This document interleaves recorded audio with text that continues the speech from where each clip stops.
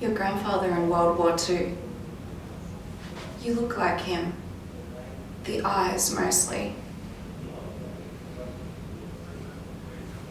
Who else knows?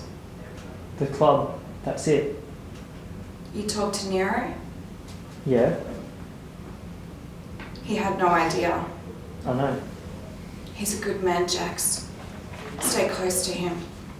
Do you still have a copy of JT's manuscript? Yes. It's in the storage locker with you and your brother's birth certificates, death papers. Okay.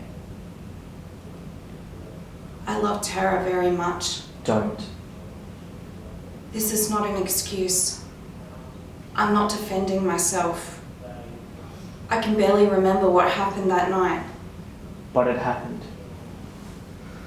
Yes, it did. And all the other things because of the lie. I never saw any of that coming. I know there's no apology that can touch what you're feeling, Jackson.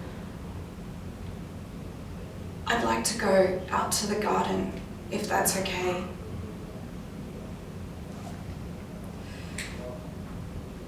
I love you, Jackson. From the deepest, purest part of my heart. You have to do this. It's who we are, sweetheart.